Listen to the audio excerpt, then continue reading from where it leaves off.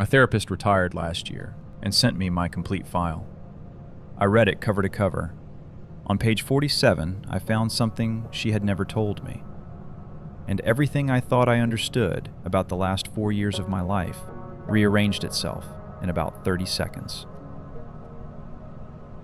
Before I tell you what was on that page, make sure you subscribe to the channel, hit that like button, and drop a comment below.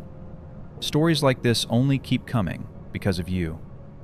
My name is Daniel Forsyth. I started seeing Dr. Carol Min 4 years ago after my marriage ended. Not dramatically, there was no single event, no explosion, just a long, slow erosion that left two people standing in a kitchen one morning, looking at each other and realizing there was nothing left to hold them there. The divorce was clean. No children, no significant assets to fight over. My ex-wife, Claire, moved across the country. We didn't stay in touch. That chapter closed quietly. What didn't close quietly was the inside of my head. I had trouble sleeping, trouble concentrating, a persistent, low-grade feeling that I had missed something, that there was a version of my life where things had gone differently, and I couldn't stop turning it over, looking for the moment where it had started to go wrong. A colleague recommended Dr. Min, said she had helped him through something difficult, gave me her number. I called on a Tuesday, had my first appointment the following week. Dr. Min was in her late 50s, calm, precise, the kind of person who listened with her whole body. Nothing distracted, nothing performative, just complete attention. I trusted her almost immediately. That's not something I do easily. For 4 years, I told her things I had never told anyone. About my marriage, about my childhood, about the specific shape of my fears and the patterns I kept repeating without understanding why. She was good at her job. I made real progress. I know that. I felt it. It was genuine. When she sent the retirement letter last spring, I was sorry to lose her. She had been a significant presence in my life. The letter was warm, professional, said she was sending complete files to all her patients as required by regulation, wished me well. The file arrived by secure mail 2 weeks later. It was thick. 4 years of session notes, assessments, progress tracking. I hadn't expected to read all of it. I thought I'd skim the recent sections and file it away. But I started reading, and I couldn't stop. There's something strange about reading a clinical record of yourself. Seeing your own patterns described in neutral, professional language. Watching yourself from the outside, through someone else's careful, documented observations. I read the first 20 pages in one sitting, then kept going. The notes were thorough, detailed.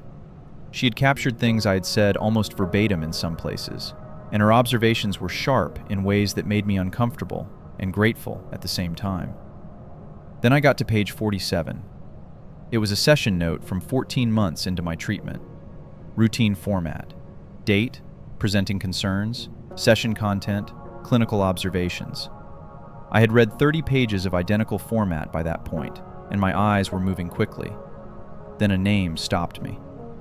In the clinical observations section, buried in the middle of a paragraph about my progress processing the end of my marriage, Dr. Min had written, "Patient continues to idealize the relationship. Of note, this therapist has a prior personal connection to the patient's former spouse that was not disclosed at intake. This connection was assessed as unlikely to affect treatment objectivity. No disclosure was made to patient." I read that paragraph 4 times. Prior personal connection to the patient's former spouse. Claire. Dr. Min knew Claire. I put the file down, stood up, walked to the kitchen and stood at the window for a while, looking at nothing. Then I went back and kept reading. There was nothing else explicit, no further mentions of the connection, no elaboration on what it was or how significant. Just that one paragraph, clinical and careful, documenting a decision she had made 14 months in, not to tell me. I sat with it for 2 days. Then I started looking. It took me less time than I expected. Dr. Min's professional history was publicly available in licensing records.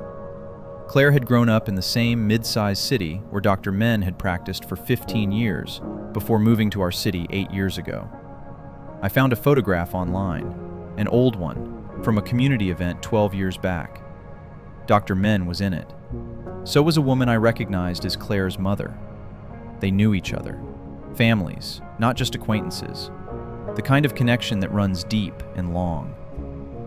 I called my colleague, the one who had originally recommended Dr. Min. I asked him how he had come to recommend her specifically. He was quiet for a moment.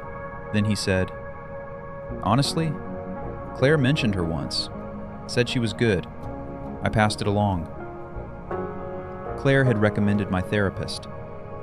I hung up and sat in my kitchen for a long time.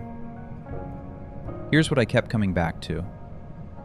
The 4 years felt real. The progress felt real.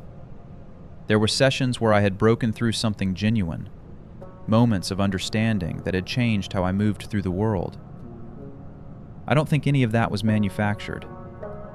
Dr. Min was a skilled therapist, and I believe she tried to do her job well.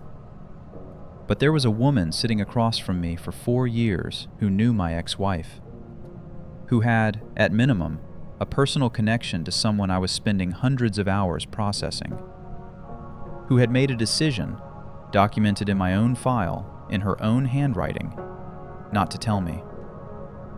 And I had never known. I had trusted her completely. I had told her things I had never told anyone. I had built the recovery of my own life on a foundation that had a crack in it I hadn't been allowed to see. I called Dr. Min on a Thursday morning. She answered on the second ring. Warm, as always. Asked how I was. I told her I had read the file. The warmth didn't disappear exactly, but something shifted in her voice. A careful quality came into it. "I see," she said. "Page 47, I said. A pause. Long enough to matter. "I want to explain," she said. "I'd like to hear it," I said. She told me that she and Claire's mother had been friends years ago, before Dr. Min had moved cities. That by the time I became her patient, the friendship had largely lapsed. They exchanged holiday messages, nothing more. That she had assessed the connection as genuinely unlikely to affect her objectivity.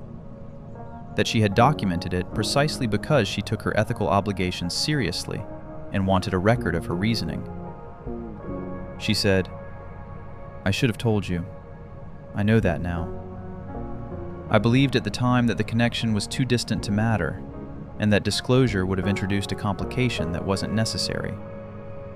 I was wrong about that." I listened to all of it. Then I said, "Did Claire know you were my therapist?" A longer pause this time. "I don't know," she said. "I never told her. But I can't know what her mother may have mentioned." I let that sit between us for a moment. "I appreciate you explaining," I said finally. "I want you to know that I don't think the therapy was worthless. I think you tried to do your job well. But I needed to understand what I was working with." She said, "That's fair." We said goodbye. I don't think we'll speak again. I filed a formal complaint with the state licensing board the following week. Not out of anger. By that point, the anger had settled into something quieter and more purposeful. But because the documentation in my own file showed a clear ethical breach, and because the licensing board exists precisely for situations like this one, I had an obligation to report it. The board is reviewing it. I don't know what the outcome will be. That's not mine to control. What is mine is what I do with the 4 years. And here's what I've decided. The work was real. Whatever the context around it, whatever Dr. Min knew or didn't know or chose not to tell me, the sessions happened. The insights were genuine. The progress was mine. I did that work. She may have had a compromised position, but I showed up every week for 4 years, and I built something. Nobody can take that back. As for Claire, I haven't contacted her. I don't know if she knew. I'm not sure it matters. That chapter closed years ago, and I have no interest in reopening it. What matters to me now is something simpler. I learned, on page 47 of a file I almost didn't read, that the people we trust most are still people. They make decisions we don't know about. They have connections we aren't told of. They assess their own conflicts of interest, and sometimes they assess them wrong. That's not a reason to stop trusting people. It's a reason to read the file when someone sends it to you. It's a reason to ask the questions that feel uncomfortable to ask, to verify what you've been told, to understand the full shape of the room you're sitting in before you decide how much to give away. I am a more careful person now than I was before page 47. I'm not sure I'm worse for it. Some things you find out too late to change anything, but not too late to change how you move forward. That's where I am.